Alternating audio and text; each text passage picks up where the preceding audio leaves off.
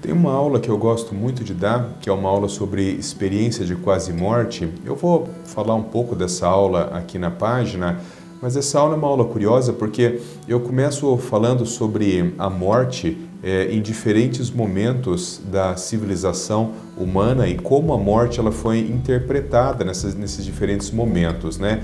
E tem um determinado momento em que eu faço uma relação entre a morte e os cuidados com o cérebro.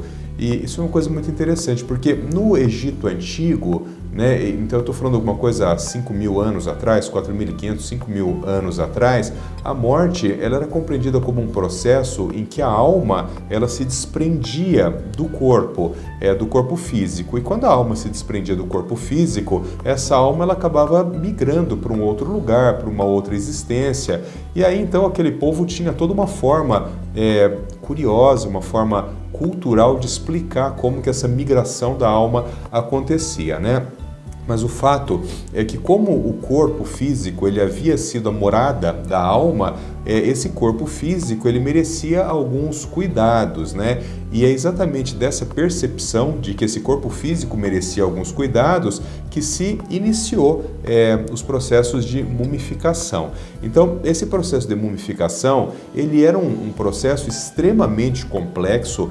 O profissional que realizava a mumificação, ele era um profissional muito especializado. Muitas vezes, essas pessoas elas eram treinadas desde a adolescência para que muitos anos depois elas pudessem, então, realizar o processo de mumificação.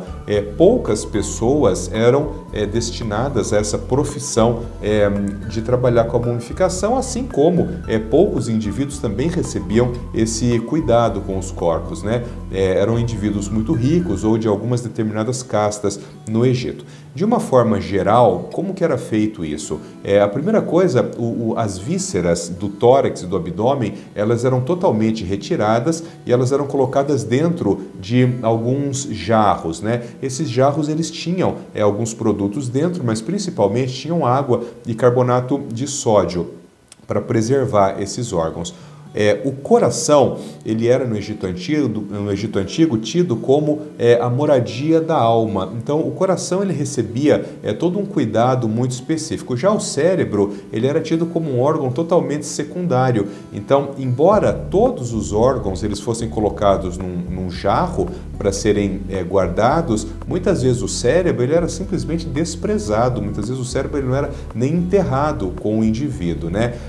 Depois que esses órgãos eram retirados, a cavidade torácica e a cavidade abdominal ela era repleta de algumas ervas aromáticas para evitar a putrefação, para evitar o odor, coisa e tal. E depois de alguns dias, essas ervas aromáticas elas eram tiradas e recolocadas. Isso era feito numa sequência de muitas vezes. As vísceras que eram colocadas dentro daquele jarro, elas eram enterradas com o indivíduo, mas fora do corpo do indivíduo. Nesse momento também as artérias, as veias, elas eram lavadas com água para que se tentasse retirar a maior quantidade possível de sangue de dentro delas, né? Então o corpo sem as vísceras ele era enfaixado com um linho branco.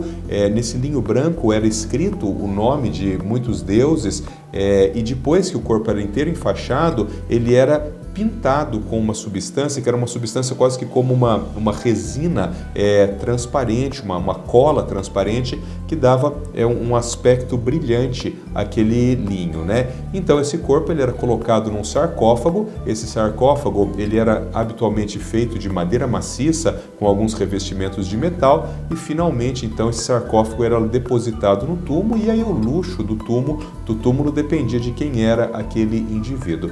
Mas isso é uma passagem interessante da história porque mostrava que o cérebro naquele momento, né, então no Egito clássico, no Egito antigo, ele não tinha absolutamente nenhuma importância, até porque eles não entendiam a função do cérebro, uma vez que o core, né, o coração, ele representava a sede da alma.